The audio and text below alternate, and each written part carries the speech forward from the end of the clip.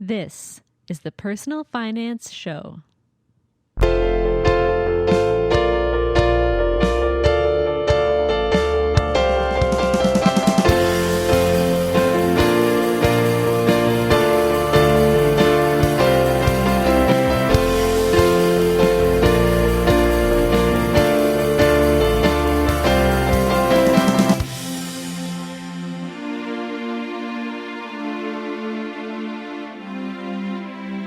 Hi, I'm Bo Humphreys, and this is the Personal Finance Show. By day, Matt Matheson is a teacher and assistant principal, but when the day is done, he takes on his role of Canada's newest personal finance blogger. Matt started writing at methodtoyourmoney.ca in October 2017, and since then, he's gotten the attention of some major personal finance publications. In January 2018, he was published in Money Sense magazine, and just recently, he was a guest blogger on the popular personal finance site GetRichSlowly.com. Matt joined me from Edmonton, Alberta, to tell his personal finance story. I can totally remember it. Yeah, and it's actually not something that I did with money. It's something that I that I avoided doing with money. I was like 5 years old, and okay, you know what? I'm going to stop you right immediately. Okay. How do you remember? I don't remember anything from when I was 5, and everyone's just telling me these stories like I was 2.5 and I opened a savings account. I'm like, what is happening? Okay, I'm sorry about that. No worries. But you actually remember you were 5 and something happened. Yeah, I was like 5 or something, and I remember I was grocery shopping with my mom, and we were walking through the produce section, and I got a look at some juicy strawberries, and I just couldn't keep my hot little hands off them. And so I took one of the strawberries and I just slipped it into my pocket, and I kept it in my pocket while we were doing our grocery shopping, and, thought I was pretty sneaky, and got home and enjoyed the fruits of my labors, or my lack of labor, I guess. And I thought I had gotten away with it. I thought I was home free until my mom did the wash. And she was checking my pockets to see if there was anything in it before it went in the wash, and she saw like these huge strawberry stains in one of my pockets, and she immediately knew what had happened, and she called me on it. She made me go back to the grocery store, actually, and I had to apologize to the people in the grocery store for stealing. And so that totally, maybe that's why I remember it, just because it was kind of a little bit traumatic. Yeah, the first time. Well, you went right. You like, she marched you back there, or you? Yeah, I just remember going back. Honestly, I must have I don't know if I blacked out or what. Well, I was actually apologizing, or I've blocked it out of my memory with the hours of therapy that I've. Yeah, the early trauma of having to apologize for the thievery. Exactly. So, but that is really, I didn't really thought about it until you asked the question, but that is really my first, that's my first memory of awesome. dealing with money is, The best part is that like, if you would have said, "Hey, can I have this strawberry?" to somebody, anyone at the grocery store, they would have said, "Sure, I don't care." Totally. Right? And that's exactly the thing. And you know what? It must have been somewhat traumatic, because I remember it. And I know I had heard another story of something similar, of a dad who had a son who had done the same thing. And when he took his son back to give the whatever it was back, the owner of the store just looked at him and said, "Oh, it's okay. You can keep it." And that was totally the opposite of what he wanted. He wanted his son to actually get the lesson, hey, it's wrong to steal. He wanted him to feel a little bit of pain and a little bit of discomfort. And so, I was glad looking back, I'm glad my parents did that, because it obviously taught me a lesson. He could have made a simple phone call to the grocer before and said, "Hey, I'm bringing my son in, or, my kid. Totally. Yeah. Can you help me out here?" Totally. Help me out. Because he probably thought he was doing a good thing, saying, "Don't worry about it, kid. No need to have years of therapy because of this innocent strawberry." So you learned about, not stealing, but is there something else that you learned? You know what? I learned that you have to work for things if you want to buy them. And that was driven home to me. Growing up, I got an allowance, and, I had chores every Saturday. We cleaned around the house.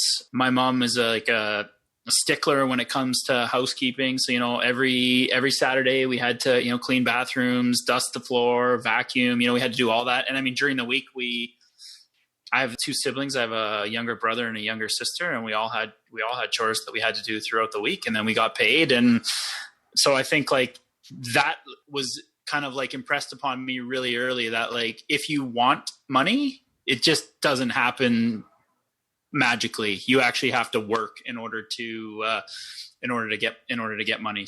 Good lesson to learn early. Yeah, definitely good lesson to learn early. And it's one of the things that I've tried to impress with my kids. We have two little ones. We have a 5-year-old girl and a 2-year-old boy. The 5-year-old, we've been paying her kind of like a commission, sort of on like the Dave Ramsey model of teaching kids finances. And so she's got a little chore chart that she has to do every day. Like she's got to take her dishes over. She's got to make her bed. She's got to put her dirty laundry away. And what's the Dave Ramsey method? So Dave Ramsey method, I don't know if you're familiar with the book, Smart Money, Smart Kids. He and his daughter have written a book basically just talking about how he sort of raised them. And now his daughter, who's kind of a part of his business, she has actually written the book, co-authored the book with him. And they just kind of go through and they talk about like how you can actually pass on your financial values to your kids and do it in a way that's intentional. So like when I was young, we got an allowance. So we actually don't give our daughter an allowance. We pay her commission. And it seems like a small thing, but I really do think language is important. And the difference is, an allowance makes it sound like you get it for doing really nothing, whereas commission is you only get it if you actually do the work. And if you don't do the work, you don't get paid. And the pay is directly tied to the work. And my wife and I chatted. I mean, we want to pass that on to our daughter, that, there definitely is a direct correlation between, how hard you work and how well you do financially. And not to say there's tons of people that are hard workers that are not wealthy. It's not necessarily a direct correlation, but you don't find very many people that are wealthy or have become wealthy that aren't really hard workers. Yeah, that's really interesting. I never would have thought the semantics were so important, but you're right. One day she will be in a position where she might be earning a commission and she'll be like, yeah, I've been doing this my whole life. This makes sense. Yeah, totally. And that's kind of what we're hoping, right? That she kind of catches some of those values that my wife and I think are important when it comes to handling money, and that she'll be able to, that hopefully will give her a leg up and she can be successful with her finances. That's cool. So you got an allowance though, to go back in the lingo. What did you do with it? Probably, honestly, when I got my allowance when I was a kid, me and my brother, we would save up for different things. I bought a lot of hockey cards. Was a hockey card guy back in the day. Like as an investment or just for fun? Well, I mean, it kind of was an investment, I guess, if I think about it. Like an investment, as much of an investment as like a 10-year-old can kind of make. Like, sure. I was interested in the value of the cards and stuff like that.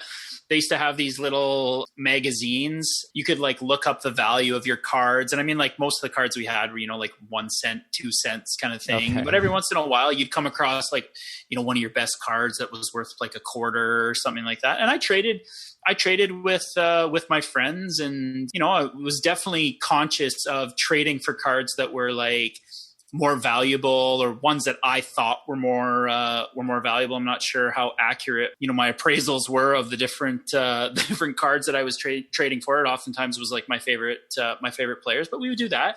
And then my brother and I, he's 2.5 years younger than me. And so we would oftentimes pool our money to get things that we kind of like both wanted that were a little bit too far out of our reach if we were just kind of going to fly solo. So I can remember we had a paper route. So I can clearly remember, working this paper route, saving up this money so that we could buy a Sega Genesis. That was the gaming system of the day. And so we pooled our money. I was a Nintendo guy. I'm sorry. We had a Nintendo. We did have a Nintendo. We had the original Nintendo, which was sweet. But then we decided to go with the Sega Genesis, and I gotta say, I had a lot of great hours on the Sega Genesis, NHL hockey, and is that why? Can you remember why? Was it because of the games that you wanted? I think it was the game. I think it was the games that we wanted. I think they had a better selection of like sports games. Sure. We were kind of more into the sports games. And I was a Mario and Zelda guy. Yeah, so totally. I was, so like I was sold. Totally. So like the kind of more adventure games totally was more of a Nintendo sort of feel. and like the sports and like driving and like race cars and stuff like that. That was a little bit more on the Genesis end. So yeah, I can remember like pooling money with that. I mean, we bought the things that like kids buy, but I do very clearly remember, like I said, I can remember saving up for things, and like I wasn't a big, I wasn't going down to the corner store and like, blowing all my money on candy or anything like that. I definitely always had in mind kind of some of those bigger purchases. I'm not even sure where that came from. Like, I don't remember my parents being overly intentional about teaching us about that. I mean, we knew we couldn't just afford anything. Like, my dad is a pastor. So, I mean, we didn't make a ton of money. My mom's a nurse, but she worked part-time when we were kids.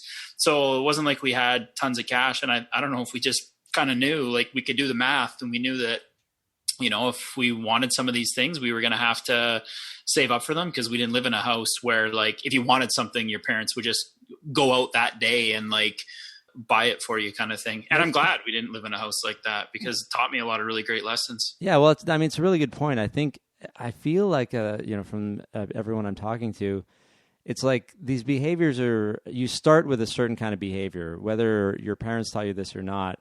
It's the way that you are, and maybe some people are just one way or the other, and then something might happen to change that. Like you said, you can't really pinpoint it exactly. Like, your parents didn't say, save up to buy this thing that you want, but you just had this thing in your mind, and you knew that if you wasted it on candy, you wouldn't get that thing. And that's probably it. It's maybe people just expect their parents to buy them things, and then so when they make money, it's like play money, and then that carries forward to adulthood.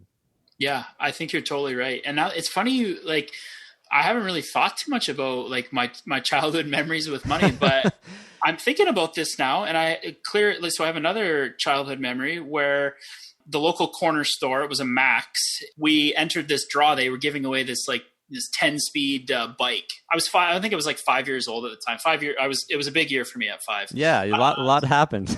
lot going on. Strawberry Gate and exactly. So I can remember, like, I won this bike. Wow. Okay. Yeah, I know. Like, out of all these people that entered this draw, I won this bike. And I mean, I'm 5 and this bike is a 10-speed. Like, it's way too, it's way too for me. It's huge. But I can remember going to the local bike shop, and we sold the bike, and we got money for the bike. And I can remember, it wasn't me that thought of this, but my parents, so it was like my first sort of like real two-wheeler. And I can remember my parents, we got a used two-wheeler, and I can remember them saving the money that we didn't spend. And I actually used that to buy my second bike, which was a brand new bike. Like, it had all the bells and whistles, had pegs and stuff like that I could stand up on, and like handbrakes and, the whole 9 yards. And so I just think about that. Like, I think my parents taught me a lot of things, maybe not directly, like telling me you need to save for things, but I mean, that in and of itself was a lesson. It's like, yeah, you can blow it all on one thing, or you can, you can buy used, and you can actually get like a used bike, and then you can get a new bike down the line, kind of thing. Yeah, I'm realizing now that it maybe it's not just something innate. I think it is parents and your surroundings, because other people I've talked to as well, their parents kind of taught by example. They didn't sit down and say, these are the personal finance lessons that I'm going to teach you.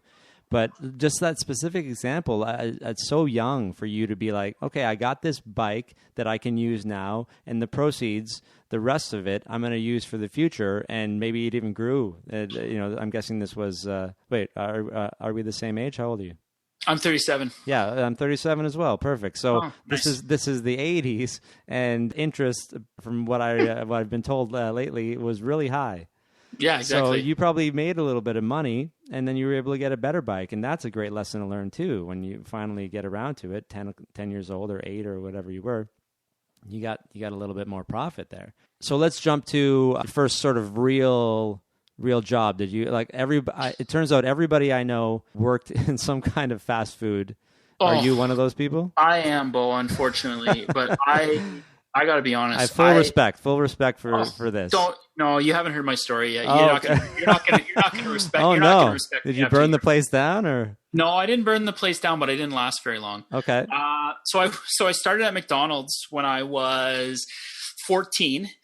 And, 14, I was living in Alberta at the time. So 14, that's the age at which you can get a job. And so, I applied for McDonald's. I was making $4.50 an hour. And honestly, I kid you not, like I'm an assistant principal now. Yeah. So, I deal with conflict like every day, like pretty much constantly, right? Whether it's parents or students or teachers, like it's a regular part of my day. Sure. I kid you not, the most stressful job I've ever had is working at McDonald's. Like that was by far the most stressful job. I can remember my first shift at McDonald's.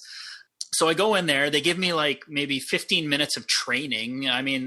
It was not much training. And, it's like 5 o'clock, the supper rush. And I'm supposed to be like cooking these burgers and like, I'm in way over my head. I have no idea what I'm doing. I've got the manager like screaming at me to like get these burgers out. And like, I remember at one point I like burned my arm on like a bun toaster and like it was just an absolute nightmare. So after about 3 weeks, I'd go home after every shift with $13.50 in my pocket. Sure. And it didn't take me very long to do the math at that. I was like, this is just so not worth it. This is so not worth getting yelled at and screamed at and like dealing with this stress for 3 hours to go home with $13.50. I live in Alberta. I'll go shovel driveways like where no one's yelling and screaming at me. Like they'll pay me $10 to shovel a driveway. And so I ended up quitting at McDonald's. I lasted 3 weeks. That's why I say, don't give me too many kudos for, well, you gave it a try. You gave it a try. I gave it a try. And it isn't for everybody. Otherwise, every single person I know would have worked in fast food, and that's not true. But it seems like a lot of them. Okay, it didn't work out at McDonald's. Totally cool. But did you go shovel driveways? I didn't end up going shoveling driveways. What I ended up doing was, so we had a family friend that worked for waste management. So they're the ones that do like the garbage, and they do a bunch of other like it's like all like they do porta potties and different things like that. Sure. So I actually got a job in the porta potty division. I tell you, like Bo, honestly, I don't know where this is going, but it's going somewhere really crappy. And I pun totally intended. You beat me to it.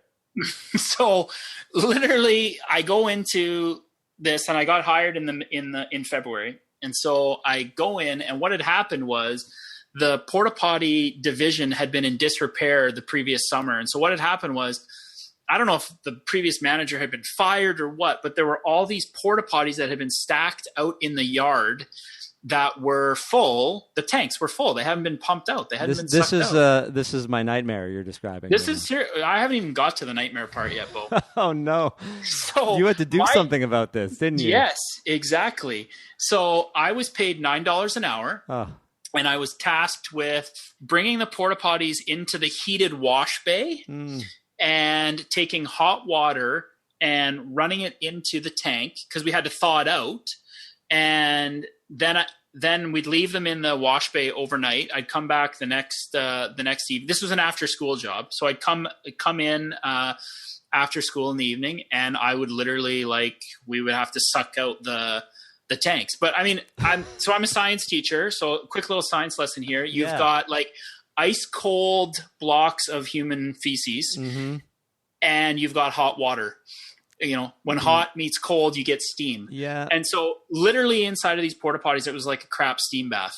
I'm in these, and honestly, even to this day, I'm so not even fazed by anything poo related. I've got, you've had your full experience. Oh, totally. I've got friends that, their kids, when they go to change their diapers, they're wearing, the masks and stuff like that. I'm just what, it doesn't even faze me. I've had worse things, splash in my face than anything my daughter or my son could ever. Well, yeah, and the kid, so it really good for kids because people are like, oh, changing diapers, poop or puke or whatever. You're like, long time ago, people. I got trial by fire at the beginning.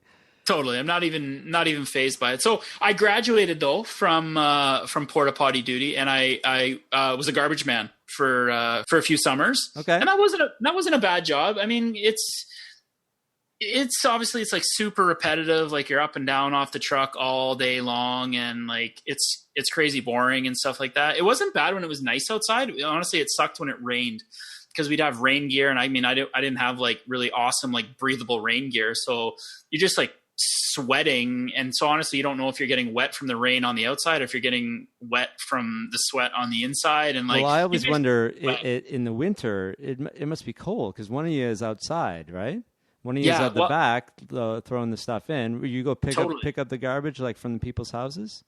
Well, I never did. So this was just a summer job. So I was at this point when I was a garbage man, I was in university. Okay. The one summer I was a garbage man was between high school and university. So it was only ever summer. So I never had to do it in the, never had to do it in the winter. Although I'll tell you the thing about the winter is when you're moving, unless it's like really, really cold, when you're moving, you get warm. I guess so. Yeah. You're up and down, you're moving constantly. Like and the smells are probably better because everything's frozen. Totally. Exactly. We have to put our cat litter into the garbage, and I'm telling you, by the time garbage day comes around in the summer, not smelling very good.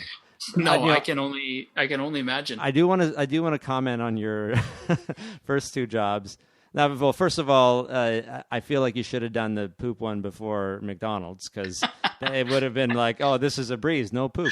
Right? Totally. But also, it's just, isn't it funny how, you seem more comfortable with the porta potties than you were with the fast-paced McDonald's. Am I right? Yeah, I totally was. And anybody else listening to this right now, especially if they did work fast food, would be like, I would never do this environmental services bit. Especially if that, like, even if I got like the best position after I emptied all the porta potties, to just do this porta potty thing and then you're set for life. I feel like people wouldn't even jump on that.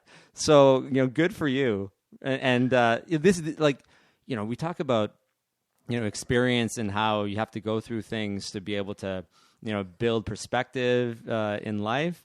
And how old are you when you did this? I was, I think, 16 when I started doing the porta potties, and then like when I was garbage man, like I said, that was like in between high school and university. Yeah, and I have a not close to similar story, but I did work cleaning my dad's dental office for years, and so I have this appreciation for vacuum cleaners and vacuuming. I like it. And I understand, the value of it and what it means to have a good vacuum cleaner. So like this kind of perspective, right? It's like you are like not fazed by poop. I'm like, vacuum cleaners are awesome. These are the different things that people, and then I think everybody else who worked in retail or fast food, they just have this amazing appreciation for what everybody else does. And you probably do even after your a couple of weeks, what everyone's going through. So when you go to a restaurant, and my wife tells me this all the time, these people are like, shit on all day. We are nice to them always. Yeah, that's totally. My wife was a server. Sounds like, exactly. Sounds like your wife was too. And so like my wife, like even when I'm tempted to like be a little bit like, I'll use the word cheap when it comes to like tipping and stuff like that. Sure. My wife will like, she'll just call me on that. She'll be like service or for like being curt with anyone in fast food or at a drive-through or anything like that. Totally. Even with a taxi driver, we need to put ourselves in the shoes. And it's not an easy job, right? And it doesn't pay well either. So you got two of those things are negative. Nobody likes that, because you want to hope, especially as you get older, that if a job is tough, you're getting paid at least. Right? If you're working like 100 hours a week, maybe say you're a lawyer, it's tough, but the benefit is you're getting paid. But when you're starting out like this, you're working these terrible shifts and you're not getting paid. And that's it's supposed to teach you all this. It builds your character. Yeah, totally. And I think the one thing, like you mentioned, like if you're working hard, you should be getting paid for it. That was actually one of the things that I learned just from like all of my jobs. Like I said, the McDonald's job, it was literally the most stressful job I've ever had. And that was the one that paid the least. So what it actually kind of taught me too was you got to work hard. Like there's no substitute for hard work, but there's also no substitute for working smarter and even having some education and some credentials, and it doesn't have to be formal, right? Like a lot of the education that people use to, do jobs can even be informal, but like you have to have some sort of like set of marketable skills so that your hard work actually really pays off, because there's a ton of people that work really, really hard. Like some of the hardest working people, again, in the schools, like, I mean, some of the hardest working people I see are like our custodians that are in the school. Like, yeah. I mean, they work like insane hours and like, they just go constantly. And you know what? They're not getting paid, because I know that like in my conversations with them, a lot of times they've got multiple jobs, right? Like this is kind of one of the jobs that they do. And then they do another job, and then they've got another side gig that they kind of work on. And like, they're incredibly hard workers, but they're doing a job that unfortunately doesn't have a ton of like marketability when it comes to getting paid. Right. And so I think that's one of the things that it really taught me is tons of people will work hard, but I need to find something that I'm actually going to get paid to work hard at, because if I just want to work hard, I can do anything. But if I want to work hard and actually get paid well, then I need to be really intentional about like what that job actually is. Absolutely. And so where did you go to get your marketable skills? Well, I went to college and university out here in Alberta. I live in Edmonton. So I went to Grant MacEwan College, which is like a community college, for 2 years. And then I went to University of Alberta for 3 years. And so I have a science degree and an education degree. So I've been teaching for, now I guess it's like 11 years that I've been teaching. And while I was teaching, I went and got my master's degree. So nice. So like I said, I'm an assistant principal now. And so, yeah, like I said, it showed me that, getting some of those marketable skills is really super important. And I do want to emphasize, I don't think it has to all be formal, because I know like I've started a blog in the last like 3 or 4 months here. And honestly, the amount of things I've learned in the last 3 or 4 months has been insane. The learning curve that I've been on, none of it has been formal, right? A lot of it has just been me sitting down. Like literally when I was going to start my blog, I literally was Googling how to start a blog. I had no idea where to even kind of begin. And so I do think, sometimes people can get hung up on, I can't get into school, or I don't know what I should take in school, or this, that, or the other thing. And I mean, I'm obviously an educator, so I believe education is like super important, but doesn't always have to be like a formal education. There's a ton of marketable skills you can get that don't require you to actually go to, university or college or whatever, that you can kind of pick up on your own. Absolutely. And I mean, other than probably your writing abilities that you maybe have worked on in your education background, education, is that how you would say that? You're educated at educating? Yeah. That's exactly what it is. And that's a good point. The writing, like that is huge. Cause I mean, when you're in formal education, you do a ton of writing, obviously. Right. So you got your 10,000 hours in there. I did get my 10,000 for that, hours. But not necessarily in the way. Well, I mean, you're probably writing things out for kids and in a way that's accessible. So maybe you did get your 10,000 hours in writing accessible pieces like you have on your website now. Yeah, you're right about the blog and a podcast. If anybody's looking to start one of those, you may have some of the skills already, and then you can pick up the other ones as you go along. The first podcast I did, it was about a year ago now. I took my cell phone and I put it in the middle of the table, and I pressed I record on the app that I had downloaded for $2. I didn't even expect I was going to publish it. I thought I was going to transcribe it as a blog post interview. Yeah, and I'm like, oh, this sounds pretty good. And what I didn't tell anybody was that I was going to record it on my computer, but for the first and only time ever, and I still have the same computer, I got the blue screen of death. At that moment. And I feel like there was something I don't know why. It was like, I don't even know what caused it still. I can't even duplicate what happened. But the key is you just got to get started. And sometimes you got to just learn along the way. Yeah, I didn't know any of this stuff. And seems like you're doing a pretty good job. Let's get back to this, but I want to, how did you pay for school? So combination, actually, it's funny you mentioned that because I've got a piece that hopefully will be coming out in the next little bit here, just about how I paid for school. So I worked a ton, and I was really conscious about how I worked too. Like you talk about like working in restaurants and working retail and stuff like that. I purposely took jobs that, again, pardon the pun, but like were crappy jobs, but that paid better because I knew like, you know what, I can suck it up for 4 months in the summer and like just put my nose to the grindstone and just get her done. So I purposely worked those kinds of jobs. I had some scholarships, not a ton, but I had a few $1,000s worth of scholarships. And then my parents helped me out with my books because I live in Edmonton. I was able to live at home while I was in school. Oh, nice. So my parents, I mean, they didn't really charge me anything. It was basically free. And they helped me with my books every semester. So between that, I took a year off when I was after my first year of university. Kind of a side note, but like, oh, man, I absolutely got crushed my first year of university. I thought I was pretty hot stuff going into my first year of university. And then I found out pretty quick that it was a lot harder than I thought it was going to be. So I took a year off after my first year to sort of recover. I went with a friend of mine. We went to a Bible school in Austria, and then we traveled around Europe for a little bit. Oh, nice. So when I came home and it was February again, I got a job. And I worked for, I guess it was like 6 months kind of thing almost until I went back to school. And so I was able to pay for most of university. I think I had $15,000 or so of student loans. And while I was teaching my first year, I lived at home. And so I just basically, every cent that I got, I just put it towards the student loan debt. And I had that knocked out after, it was a little less than a year of my first year of work. So nice. I'm very, very fortunate to have been able to have the help that I did. And also, like I said, I'm not a big spender. You know, I never really, I never drove a nice car. Like my cars, they sucked.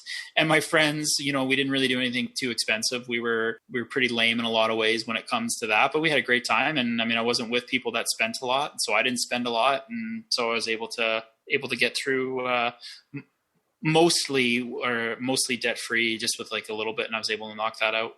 What happened in the first year, if you don't mind talking about it? Oh, first year. Okay, so like I graduated from high school and I had decent marks. Like I was an honor student, so I thought I was pretty good. And so I was going into sciences, and for those people that are in sciences, you know this already. If you're not in sciences, I guess this is a little insight into people who go into science. Pretty much everybody thinks they're going to be a doctor when they go into sciences.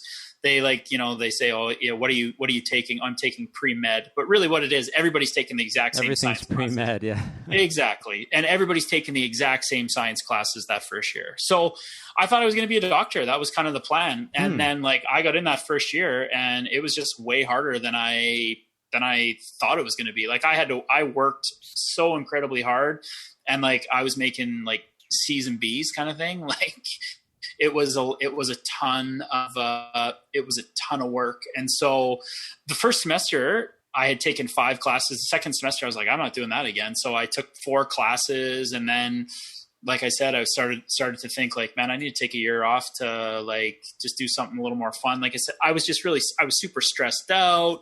I actually gained a ton of weight too. After that first year, like it wasn't a good situation at all. So then we just decided like, hey, I need to take a year off. And it was a fantastic year off. I really needed it, and it was really great. Well, that's good, because, you know, some people would feel like they needed to stick with it, and then they would, make themselves sick or mentally sick. Absolutely. By sticking with it. And so it does, and it happens, right? People, they're burnt out, and they, maybe cope with drugs or alcohol or gambling, if you will. So it sounds like you made the healthy choice for you. And I think people are less inclined, like people feel less like they don't have permission to do this. Oh, well, yeah. Why would you drop out, or not, like, no, take a break, you probably had credits you could carry forward, right? I did.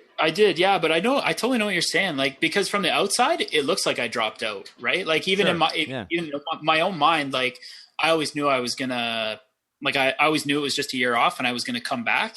But, like I could see how, you hear about people that they take a year or they take two and then they decide they're going to take a year off, and the year off turns into like 3 years off, and then they get a job that they don't mind and they never go back. And then they've got like a half done degree. And I guess I never really thought about it, but like my parents, I never once felt like they were not supportive of me doing this, taking a year off. And I mean, like I said, I always knew that I was going back. Like it was never a question for me as to whether or not I would go back. But yeah, I agree with you. And I think a lot of kids too, once they get into university, like you get a year into a degree and like you feel like you're kind of invested in that degree. And even if you don't like it, you have to just kind of suck it up and finish the degree. And while I think that's true sometimes, I mean, there's something to be said for changing course. I mean, that's life.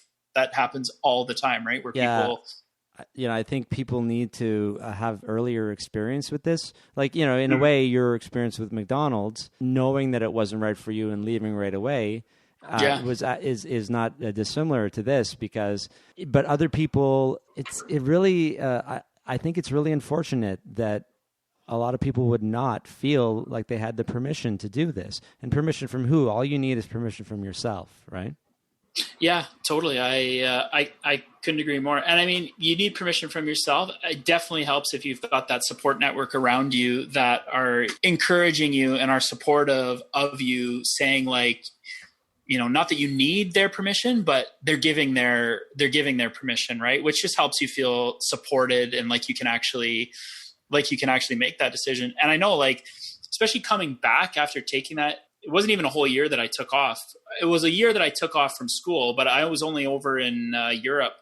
I left in September and I came back in like January, at the end of January. And so I worked for that like 6 months. And honestly, that was the best sort of medicine for me wanting to go back to school. Again, I worked kind of a manual labor job. I worked at a PVC fabrication shop, and like it was not a fun job. It was super monotonous. And honestly, by the end of the spring, I can remember thinking like I would give anything to be sitting in a class right now, like bored, listening to some professor talk about, this, that, or the other thing. And so that was a really good incentive even for me to go back.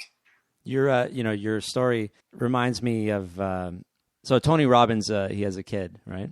And he does a similar thing to what Tony Robbins does, except he doesn't charge as much, right? Or he can't, right? No $1 million retainer for him. But he told a story on a podcast about how, imagine your dad is Tony Robbins, first of all. So he, in a very nice way, is always trying to help you improve yourself, help you get the perspective that is necessary, I suppose, to be, a life coach and a motivational speaker.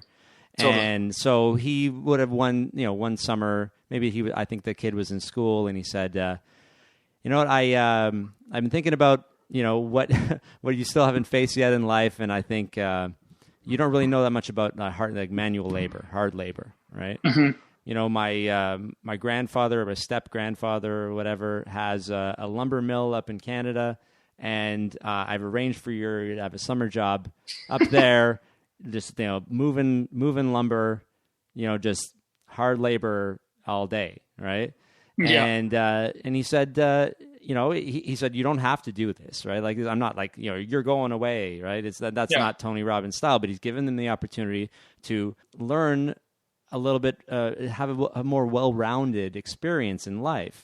And so he took it. And the story is, in the first couple of days, it was just like hell for him, but eventually it got a little easier. And he, sounds like you've just kind of jumped into different things, and each one of these things has influenced your life in a little way, would you say? Yeah, it totally has. Like, all of the the jobs that I've had have totally influenced my choice of career. Like I said, I went in eyes wide open into education. I knew that becoming a teacher, I was never going to be like rich. I knew that if I wanted to be rich, going into teaching was not the profession, but I also knew that would provide a return on my investment when it came to paying for my education. And that's definitely something that I wanted to have. I think, a lot of those jobs even taught me some persistence, like some grit. There were jobs that the garbage man job, like when it would rain, I'd just be laying on the couch, like whining about how I didn't want to go to work the next day and stuff like that. And that, like I had to suck it up, and I did. And I think that definitely built some perseverance. And it also, we kind of talked about it a little bit earlier, it gives you a perspective and it gives you a level of gratitude for the people that do the things that they do. Like even now I'll drive past gratitude. Yeah, totally. Like I'll drive past a garbage man and like, I just know what he's going through. I can remember honestly, like, and it didn't happen often, but I can remember being a garbage man and having someone like bring you a coffee from like Tim Hortons or something like that. They'd bring you a coffee, and like, it's such a small little gesture, but it just meant so much to you when you're riding on the back of that truck and, it's day in, day out and stuff like that. And so it has really given me a sense of gratitude for, the work that they do. Like, the garbage, for example, you put it out at the end of the road and it's like disappears when you come home from work, and you just sort of assume that it kind of happened by itself, right? Someone did it, but you don't really think too much about it. But tell you, like when it's cold or when it's rainy, or I mean, like those, I have a whole new level of gratitude. And talk about wanting to pass that on to like our kids. I remember like this was, I don't know if it was last summer, a couple summers ago, like we saw a garbage man in our neighborhood, and I was with my daughter and I said, hey, let's go to Tim Hortons and we're going to pick up coffee and we're going to drop it off to the garbage men. Nice. And we did. And, that's a lesson that I'm hoping that, she'll pick up on. And even just, we talk about like treating people, whether it's, the cab driver, whether it's the server or whatever, like I'm a big believer in like, there are no unimportant people. And so like, we have to, we treat everybody the way we want to be treated. And I know that was a lesson that was passed on to me from my grandfather. My grandfather was quite a successful businessman. He was the president of the Cooperators Insurance Company. Oh, nice. And so like he has like just tons of stories about how he really treated people with respect, and how that was not only a positive thing for them, but how that really helped, that helped him. Even in his business, it helped him, right? And stuff like that. And so I'm a big believer in, what you put into the ground is what you get out, sort of thing, right? And so, if you're respectful of other people, then you're going to get that respect, and you're going to get other things that are good back. It's a great to have a role model, in business like that, to sort of help you craft your presence. So you're an assistant principal. It took a couple of years, I'm guessing, to get to there, and then you get the opportunity to bring personal finance into the school. Yeah. So I've taught for 11 years. I've been an assistant principal for like about 5 years now, and always kind of wanted to bring a level of finance in. My personal finance journey really started when I got married. That's really when sort of like the whole financial element of life became a little more, I don't want to say real, but like just having to, have a household and manage finances and kind of talk with someone about everything. That's really when I, kind of took more of an interest. And really it was my wife who sort of said like, hey, I'd like you to learn more about personal finance. You're going to be, between the two of us, we're going to be kind of running our household finances. And I'm just not comfortable kind of with where your knowledge is at this point. And so I took that and I said, yeah, sure. I'm going to learn more about it. And so from that point forward, I always kind of had it in my mind, like, it would be really great to integrate this into education, because, I don't know exactly what it's like where you live, but where I live, a lot of the math education is really theoretical and not super practical. It's kind of the only math that really is like practical is the math that is more or less like non-academic, right? Like the non-university track. Yeah. We probably have a similar education. There were three different maths, finite algebra and calculus when I went to high school. And, since you went in the 80s, you might have had, or 90s, You might have had the same ones too. Yeah, pretty similar. I mean, we had calculus, and then we had basically it was a non-calculus class that just had everything Okay. that had everything else in it.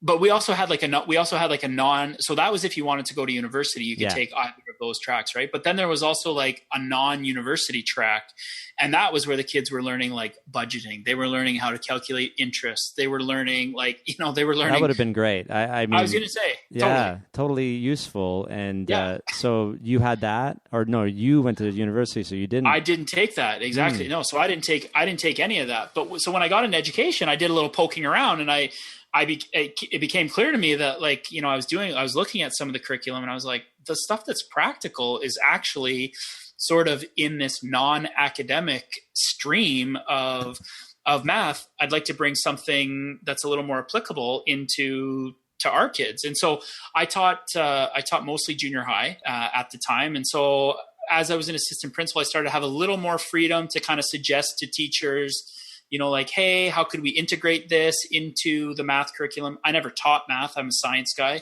That was primarily what I taught. And so it didn't always really fit into what I was teaching as far as my curriculum. But as an assistant principal, I tried to kind of like nudge people to bring that in. You have the power now. You're an influencer.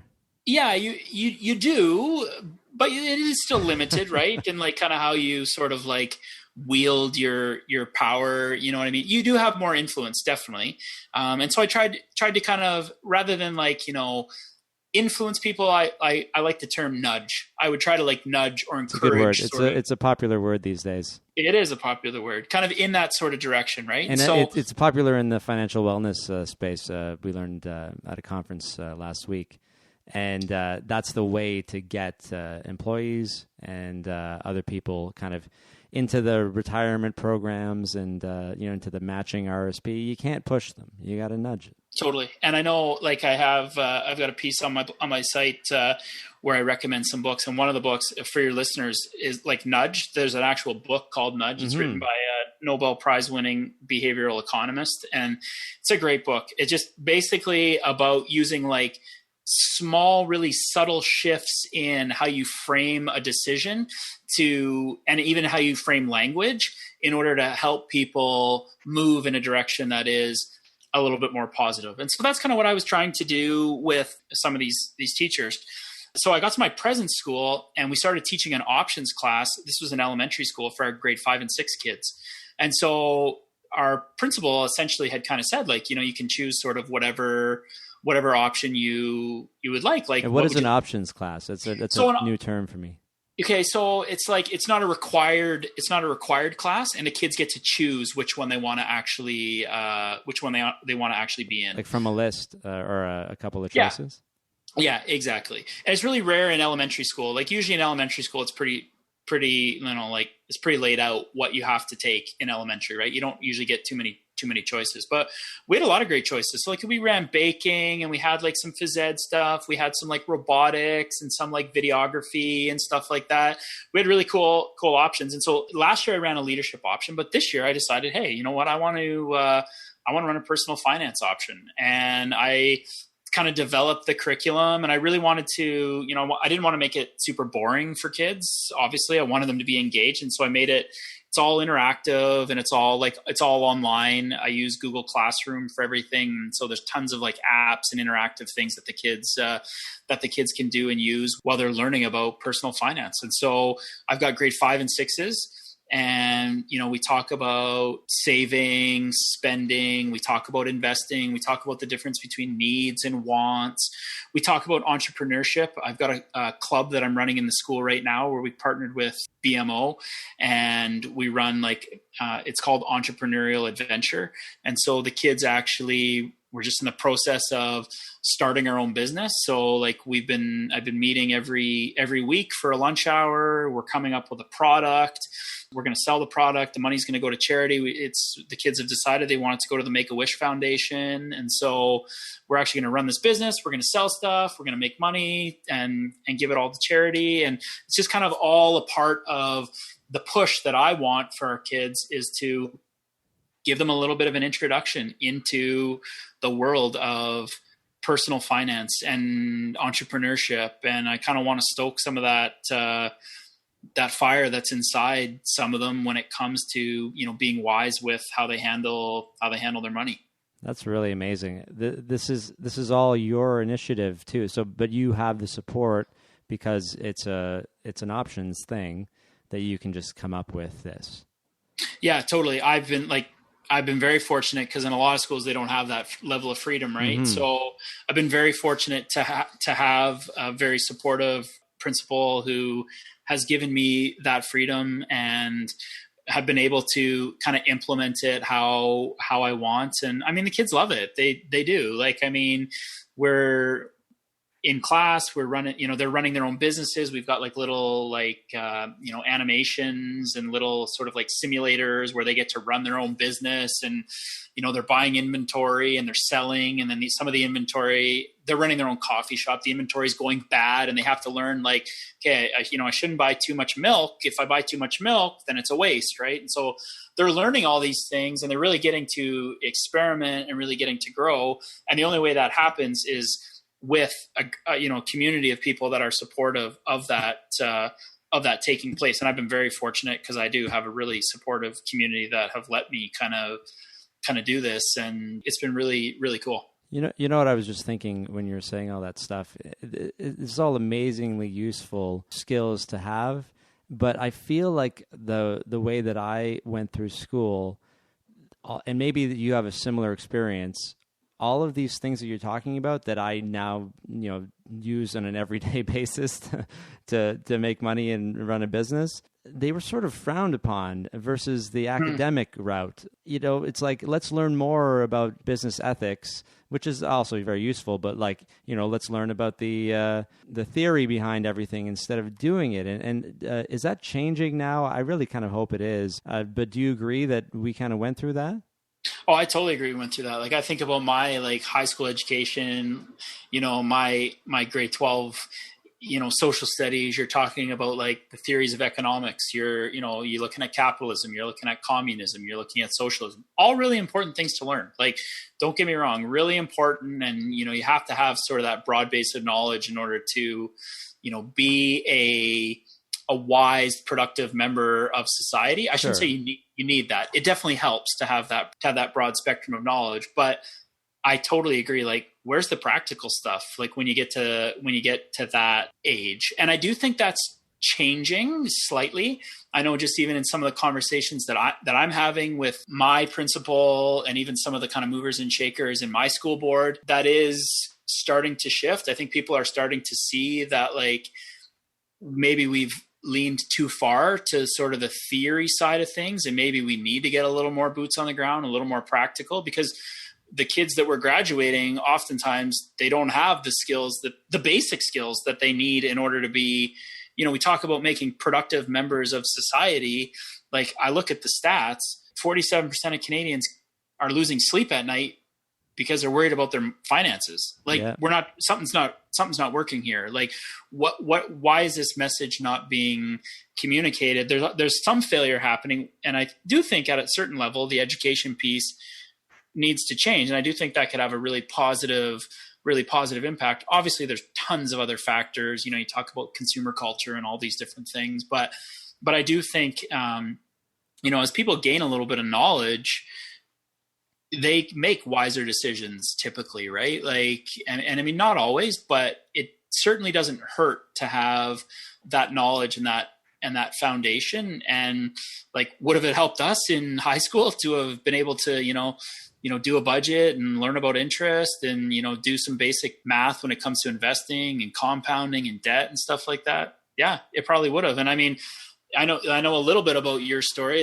You got into financial trouble, largely because of the addiction that you were dealing with. But for a lot of people, I don't necessarily know if it is an addiction. Some of it is just mindlessness, right? They're just not intentional about what they're doing. And then they wake up one morning and they're in a hole that they have no idea how they kind of got there. What I learned last week in this financial wellness conference was, you think it's mental health and other issues, addiction, that cause a lot of this stuff and that cause poverty. And the studies find that a lot of it is simple mismanagement. And to hear that is really frustrating because, somebody gets their paycheck and maybe they heard once they should put some of it away, but they're like, for what? I'm invincible. I'm going to get another paycheck. So I'm going to buy a TV instead, or a bigger TV than I wanted, or I'm going to buy this car that I don't necessarily need, or whatever decision is made based on lack of information about protecting your future. And people think, oh, I don't need an emergency fund. I'll just use my credit card or whatever. They don't know what happens really when you don't have any money to pay for the thing that you need. And I think going through that is it's almost an important lesson. I don't want anyone to have to go through it. But if you're in a situation where you can't buy the things that you actually need to live, it's really troubling. And you think back to the time when you could have saved some money for you in the future when this bad thing is happening to you, because no one is invincible and no one likes to think about it. But, bad things happen, but they're not so bad if you have the ability to pay for them or pay for your living while you're getting through them. Yeah, totally. I echo everything that you said. That emergency fund is huge, and it's just you build a margin into your life, right? Where that's a good way of putting it. Yeah. Yeah. I mean, it's like walking around outside and like you've got an umbrella in case it rains. Like it may never rain, but it's good to have the umbrella just in case it does, right? Because then you're not gonna get wet. And when it rains and you got an umbrella, yeah, it kind of sucks, but like it's not nearly as bad as it is. You don't get nearly as wet as if you don't have an umbrella. It's just like it acts as like that buffer, right? And even I think when you talk about the mental health piece, jeepers, man, I can't imagine. I would be stressed too if we have an emergency fund that we put away. I would be crazy stressed if I didn't have that, because that's the buffer. That's sort of like, I know that if things go sideways, we've got this buffer that we've built up, and we can use that. It's funny because I even find myself like, when that emergency fund, when we have to use it for something, I get a little edgy and a little nervous just when it goes under a certain amount, right? Yeah. That, in my mind, I've kind of said like, okay, that's the amount we want to keep it at. And when it goes under that, I get a little bit edgy because in my own self, in my mind, I know, okay, that margin that I had that I felt comfortable with has now shrunk. I'm a little bit closer to, whatever that threat kind of is. When I get too close to that, it makes me nervous. I can't imagine what it would be like without having that sort of buffer. I mean, it's no wonder that so many people are stressed about their finances. I'm really glad that you're doing this in the school, because I just feel like it's nobody's fault, really. But we're like, the mentality is all wrong about this, right? Everyone's too focused on consumerism and spending, and you can do all that stuff fine. You can buy things, but why did we get away from this? You got to put some money away first. Like, wasn't The Wealthy Barber a popular book? I thought people read it. Yeah. And it's pay yourself first, and the barber's like a millionaire or whatever. It's not rocket science. It's not something that's difficult to do when you have the money. And it's so difficult to do when you have no money. And that's how payday loan companies survive. That's how credit card companies survive. If you're a responsible credit card user who always pays on time, you might wonder yourself one day, how do credit cards even make any money? I don't pay them any interest. They pay me rewards. What's happening?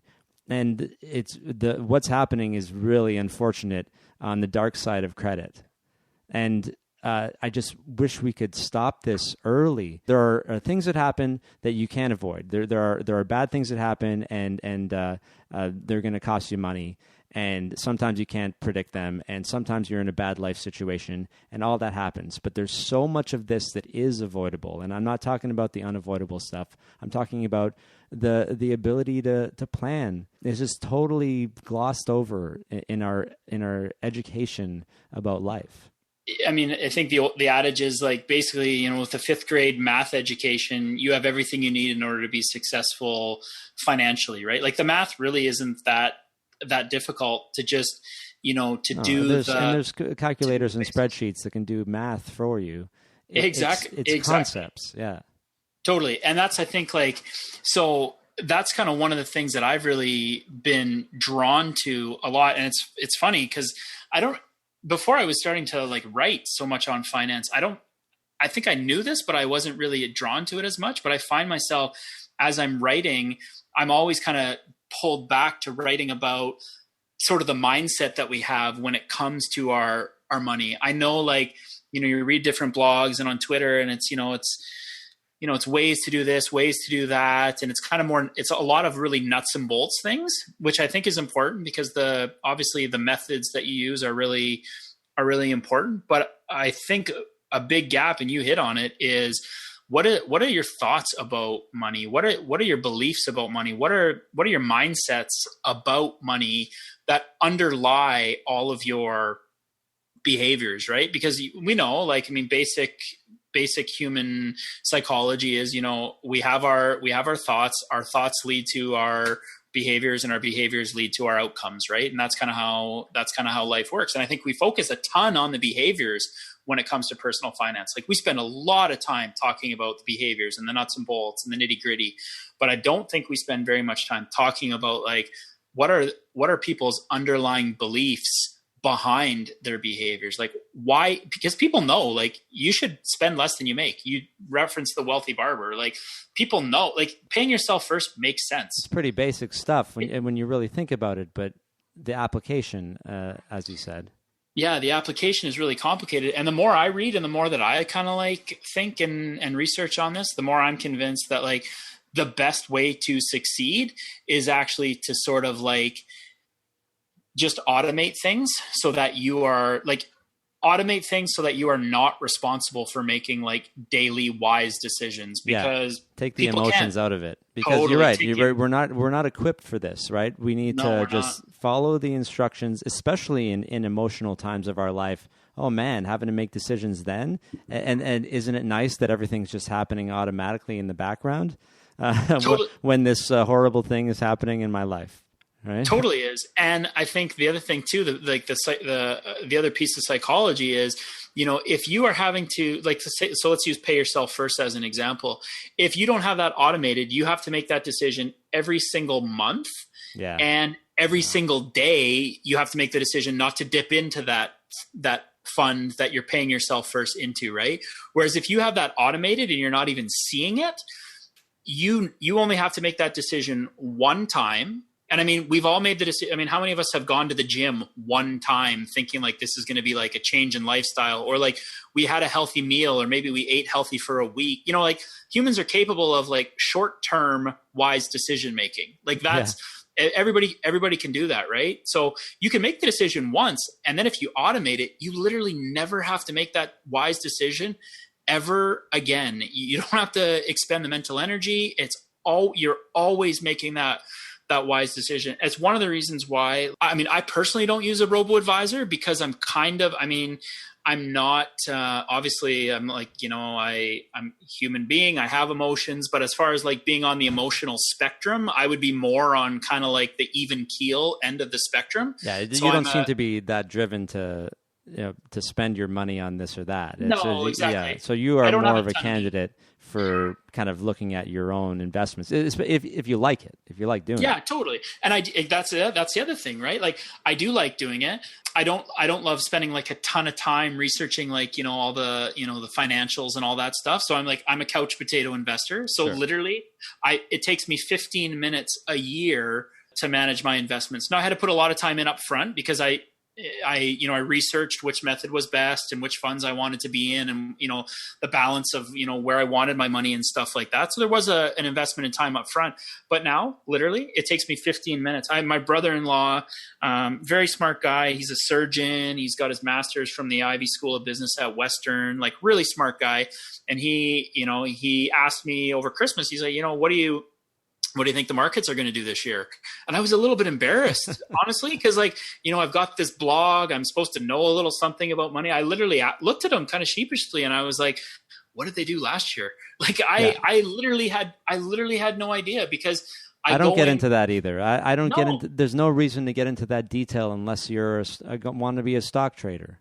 Totally. And I think unless you can filter that out, you need to go with like a robo-advisor is a great option, right? If you know yourself and you're going to, the emotional swings of like seeing on the news at night, just recently the stock market dropping like whatever, like 5 or 7 or 10% in a day. And like people are freaking out and everybody's calling their financial advisor. Like if you know yourself and you can't, you can't take that, robo-advisor is a great option. For me, it doesn't affect me as much. I don't get emotional, but I think for people that do, you can automate it. It rebalances. I mean, it does everything. I know I heard your podcast where you were in at Planswell, and I've done some work with Planswell. Like, I mean, you can automate everything, and like you make a couple wise decisions, like literally one time in your life, and you just set yourself up for success down the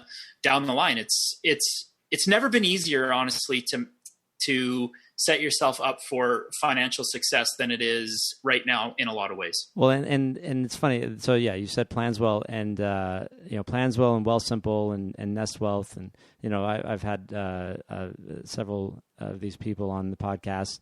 And the good news about all of this is there's these teams of people there to help you, right? Mm-hmm. Especially Planswell, it's free. First of all, to get a plan. And the reason I've aligned myself with them and I like them is because we have the same philosophy of a holistic financial plan and how important it is, right? Mm-hmm. The patchwork that everybody talks about. I'm going to go into a bank and bring $20,000 and say, can you please open up an RSP account for me? Not even really knowing what it's going to be invested in. They don't know that you have $30,000 in debt. And even if they do, they're probably not even allowed to say, you know what, you should really take this $20,000 and put it on your debt, right? Let's have a conversation about that, right? What are your goals for this money? What do you want to be doing? Why do people not need that? Why is it not an important thing for someone to say, what's making you want to do this? Is it the ad that you saw on television saying that tomorrow's the deadline? It's the worst reason to do anything with your money.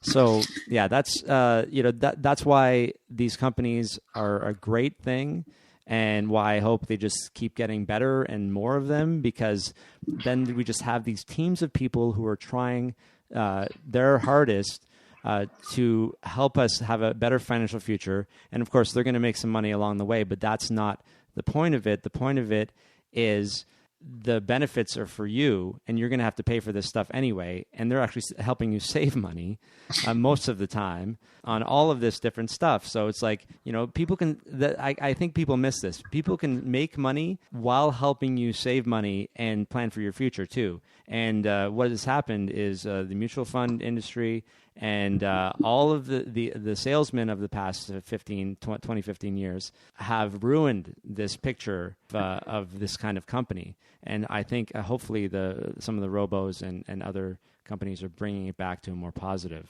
Yeah, I totally agree. And I think like the robo advisors in my mind are a great first step. Mm-hmm. Like you said, I like the fact that the robo advisors, they take out the emotion, and they're low cost. Like, you're not getting ripped off at like you said, like the robo advisors that you mentioned, whether it's Nest Wealth or Wealthsimple or Planswell. The thing I liked about Planswell, like you said, is just that they take everything into consideration. And I like the fact I don't blame someone at a bank. Like, it'd be really hard. Someone comes in and says, I have $20,000 I want to invest in an RRSP. Like, yeah, it's their job. They're going to do something. Job. Yeah, exactly. You're right. And I mean, they have to make a living too, and they have mandates, but they're terrible rules and quotas and mandates, and I hate them. I I totally agree. I think the thing that I like about Planswell is the way they've got it structured, the way the fees are structured. It's set up in a way that it eliminates that inherent bias, right? Like it's hard to blame the guy at the bank who needs to put food on their table for not selling you $20,000 worth of a mutual fund in your RRSP. It's hard. Yeah. It's not right. Or like, I shouldn't say it's not right, because they're not really doing anything ethically wrong. They're doing exactly what you're asking them to do. There's just a better way to do it. Yeah. Right. And that's what I feel about like even, like a robo-advisor. So like if I was to go to, Wealthsimple and say, hey, I've got $20,000, I want to invest it. They would say, absolutely. Like, let's do it. And there's nothing ethically wrong about that.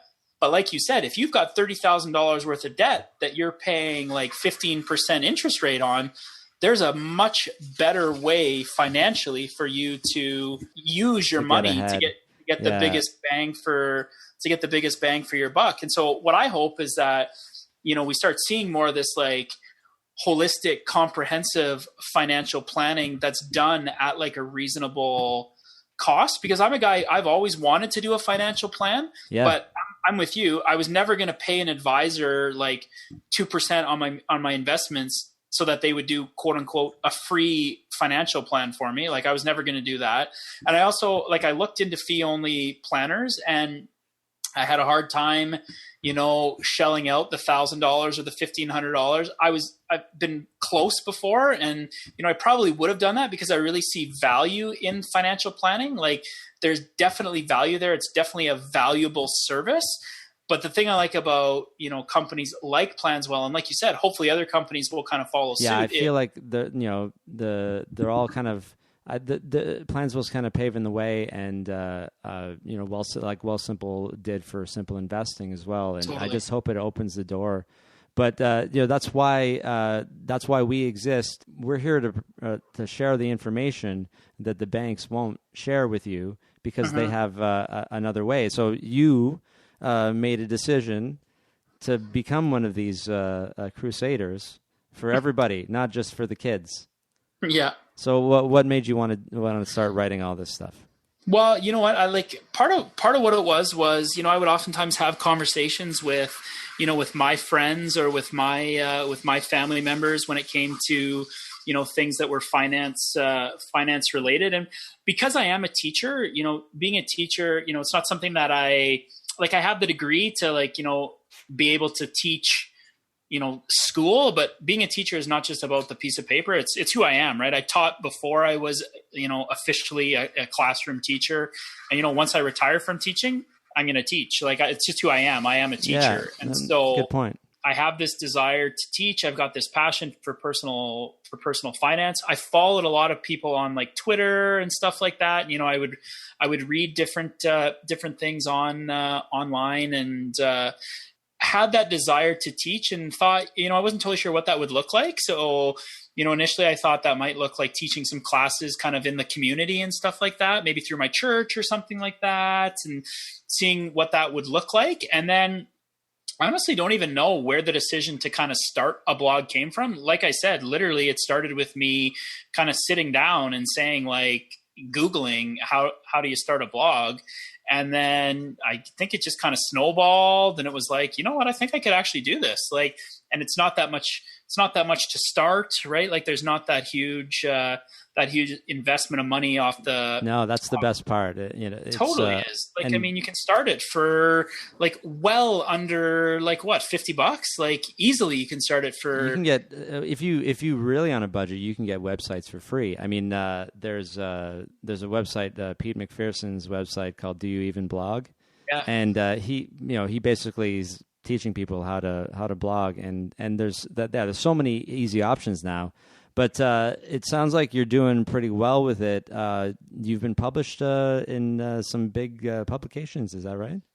Well, I've honestly, I've been so fortunate. I've had a lot of really great people that have just encouraged me, and for whatever reason, have really helped me out. So the first big person that I was able to kind of connect with was Jonathan Chevreau, who, I've read tons of his stuff.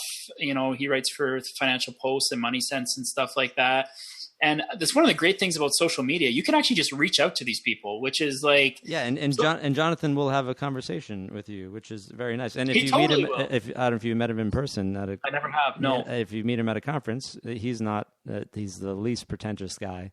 He'll talk to you, and that's the best thing about this whole community is very few of us in the Canadian personal finance world. We just want to help. That's really what totally. It's about. So you're in the right place.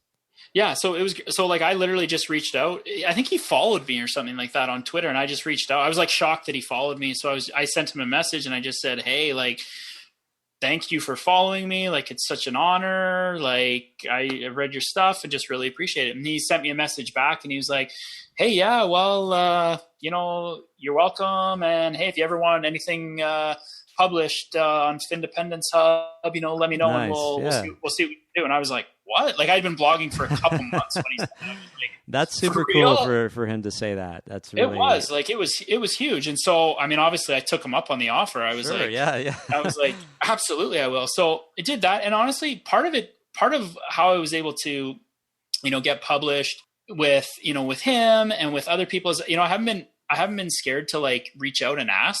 So like I had one of my articles appear in Money Sense, which again was just like shocking to me. Like this magazine that like, I've been reading it for I don't know. Well, it doesn't even exist in print anymore, right? Yeah. Like you've been reading it for years, right? Yeah, years.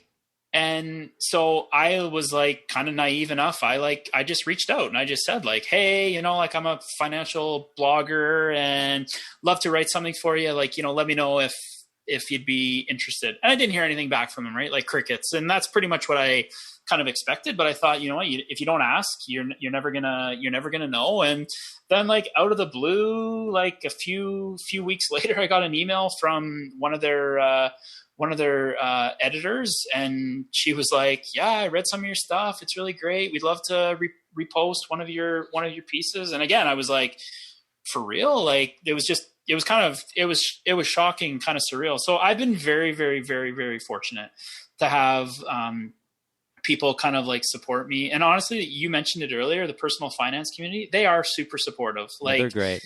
They are. It's fantastic. Like I think we talk about teachers, like the reason people are in this space is because these people have hearts of teachers, right? And teachers want to help people. Like, I mean, even with you, like, I reached out to you and like you got back to me, and I've really found that the community is just really, really super supportive. Whether it's of other bloggers or of the people that, that are just reading their work and stuff like that. Like they just want to help people, because a lot of it is we've been able to experience, the financial freedom and the financial peace that like comes with making these wise decisions. And as teachers, I think we just feel selfish keeping it to ourselves, right? Like it's almost like you just can't keep it to yourself. And like you talked about the banks earlier, like you get angry when you see people doing things that are like not smart, right? That's how it started for me. And then when Wealthsimple started, I was like, this is great. And I reached out to them, and apparently I was one of the first people or around the time that they were launched.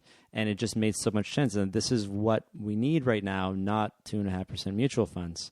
Totally. But, it's really great to have you on the show. And, you did the right thing and posted a blog post with a whole bunch of candy bars. And that's how you got my attention. It's very smart, very smart.